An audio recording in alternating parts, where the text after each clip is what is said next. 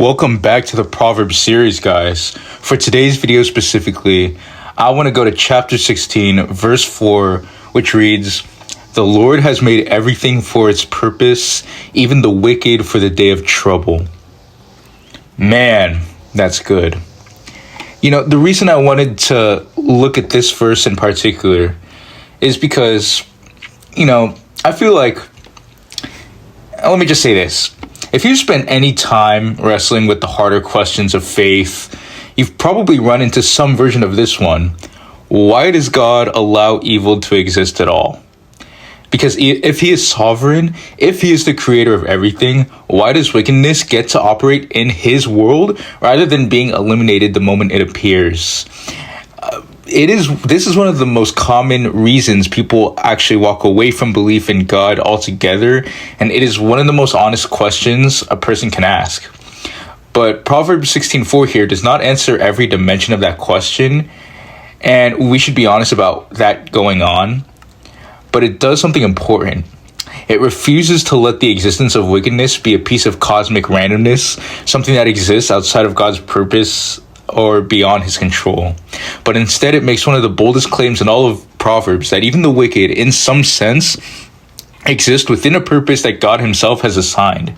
That is a hard verse, but it deserves careful handling, and it also deserves us slowing down rather than pushing past the discomfort it creates. So let's break down the verse, right? The Lord has made everything for its purpose. The first half of this verse establishes the foundational principle before the harder application arrives in the second half. Everything in the Hebrew language, which this book was written in at the time, is comprehensive and unqualified.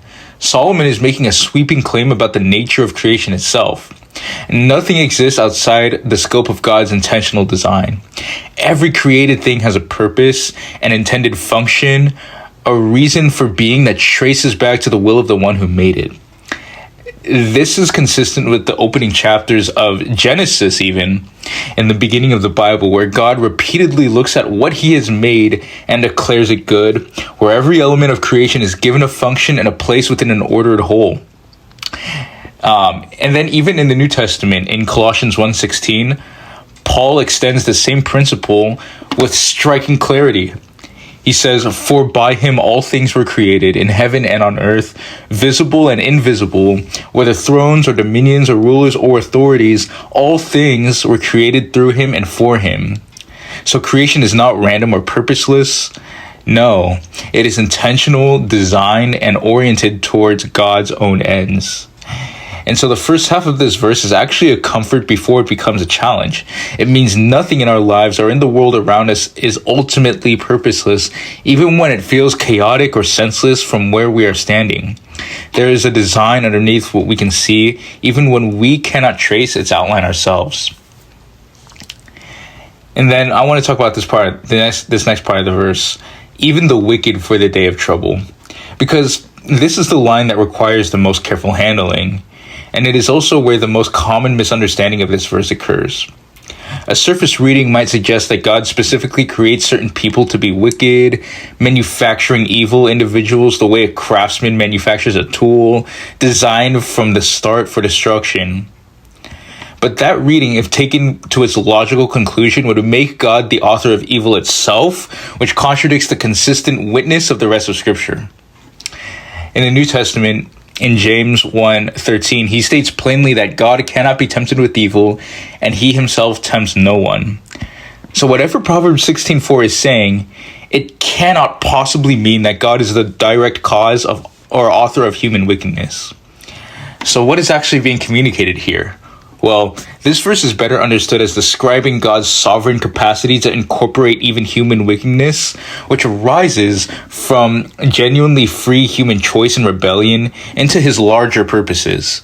And so the wicked are not exempted from God's overarching design simply because their choices are evil. Even in their rebellion, in ways they do not intend and would not choose, ends up serving purposes that belong to God rather than to them. And then the phrase day of trouble refers to a day of judgment or reckoning, a moment when accounts are settled and consequences arrive. The implication is that the wicked who believe themselves to be operating entirely outside of God's authority, pursuing their own agenda with no accountability, are actually being woven into a larger story that includes their own eventual reckoning. Their wickedness does not escape God's purposes. It is, in some mysterious way, incorporated into them, often as the very instrument through which justice and judgment eventually arrive. The clearest biblical illustration of this principle is the story of Joseph, right? His brothers sold him into slavery, right, out of jealousy and hatred, a really wicked act for which they bore full moral responsibility. And yet Joseph, looking back on the entire sequence of events decades later, says to his brothers in Genesis 50, verse 20, this is where the main story, for context, by the way, happens in late Genesis, if you want to go read it. He says, "As for you, you meant evil against me, but God meant it for good, to bring it about that many people should be kept alive as they are today." So notice the structure of that sentence carefully. His brothers meant evil, right? That intention was theirs. It was genuinely sinful and genuinely condemnable, but God meant it for good. And so the same event carries two different intentions simultaneously, right? The corrupted human intention and the sovereign divine purpose that incorporates even the evil act into something redemptive. And so this is precisely the dynamic I believe Proverbs 16:4 is pointing toward. Right? The wicked pursue their own purposes, culpably evil purposes for which they remain fully responsible. But God, without authorizing or causing that evil, nonetheless incorporates it into a larger design that ultimately serves his own purposes, including the purpose of justice arriving on the day of trouble.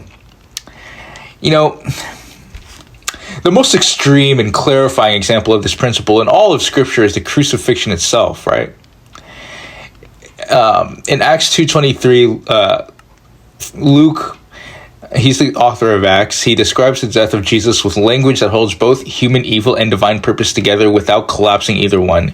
He says, "This Jesus, delivered up according to the definite plan and foreknowledge of God, you crucified and killed by the hands of lawless men." So the crucifixion was, on the human side, an act of genuine wickedness, betrayal, injustice, and murder carried out by people who bore full responsibility for what they did. And on the divine side, though, it was the definite plan and foreknowledge of God, the very mechanism through which salvation was accomplished for the world. So the worst act of human wickedness in history became, under God's sovereign hand, the means of the greatest redemption in history. So if this verse, Proverbs 16:4, is true anywhere, it is certainly true there. You know, I think for myself, right? Like, I often don't, look, because a lot of stuff happens in life every day, right? Even little things happen, right? I think I oftentimes fail to see that even those little things that happen in life on a day-to-day basis, right? Whatever happens to me is permitted to occur in the realm of existence by God. Otherwise, he wouldn't let it come to pass. I can probably rant. I mean, I could not rant because that would be like me being angry at it. I meant to say yap. I could probably yap about my thought process on that for a whole video. Maybe I will. If you guys are down to listen to that, let me know. But that's my point, is that I feel like we need to be consciously aware of that reality in our lives. So now I want to get practical. Now I want to get applicable, because as I always say in my videos, I believe that turning the knowledge into action is one of the most important parts of our Christian walk. And so the first thing is to let this truth anchor us when evil seems to be winning. Because one of the most disorienting experiences of faith is watching wickedness appear to operate without consequence, watching people who do real harm seem to prosper while the cost lands on others. But Proverbs 16:4 does not promise that this imbalance resolves quickly or visibly, but it does promise that wickedness is not operating outside of God's awareness or beyond the reach of his ultimate purposes. There is a day of trouble coming, and the wicked, despite their appearances, are not writing the final chapter of their own story. This truth is not meant to produce smugness or a desire to see others suffer. No, it is meant to produce the kind of patient trust that does not need to see every account settled today in order to believe that it eventually will be. The second thing is to resist the temptation to either excuse evil or despair over it. Because I feel like this verse offers a third way, right, between two equally unhelpful responses to the presence of wickedness in the world. Because, look, right, one response is to despair, to conclude that evil is genuinely outside of God's control and that the world is, at bottom, chaotic and meaningless. But the other response is to minimize evil, to excuse wrongdoing by suggesting that since God somehow uses it, it must not really be that bad. But Proverbs 16:4 rejects both. Wickedness remains wicked, condemnable, and genuinely worthy of the judgment described as the day of trouble. And simultaneously, it remains within the scope of a God who is not surprised by it, overwhelmed by it, or ultimately defeated by it. And so holding both of those truths together without collapsing it into either despair or excuse is itself an act of mature faith. And then the third thing is to trust that our own difficult or confusing circumstances are not outside this purpose, right? And this is what I mean. If God's sovereignty extends even to incorporating human wickedness into his purposes, it certainly extends to the more ordinary confusions, setbacks, and hardships of our daily lives. One of my favorite verses in all of Scripture is Romans 8:28. It basically makes the broader version of this promise where Paul says, "And we know that for those who love God, all things work together for good, for those who are called according to his purpose." So this is not a guarantee that everything that happens to us is good in itself, but it is a guarantee that nothing happens to us, including the painful and confusing parts, falls outside the reach of a God who is actively weaving purpose into the full scope of what we experience. And so the same God who incorporated the wickedness of Joseph's brothers and the wickedness of Christ's crucifixion into his redemptive purposes is fully capable of incorporating our present confusion into something we cannot yet see. So let me just give a closing thought here. You know, Proverbs 16:4 is not an easy verse, and we should resist the temptation to make it sound easier than it is, because it sits in the difficult territory where human freedom, genuine evil, and divine sovereignty all coexist without one canceling out the other. But Scripture does not fully resolve that tension for us, and we shouldn't pretend to. But what the verse does offer is something very steadying, that nothing, not even the worst wickedness humanity is capable of, falls outside the reach of God's ultimate purposes. The wicked do not get the final word. The day of trouble is coming, and the same God who allowed Joseph's brothers their freedom and allowed Christ's crucifixion to happen at human hands was, in both cases, writing a larger story that human wickedness could not detail. That is not an explanation that answers every question, but it is a foundation steady enough to stand on while the questions remain.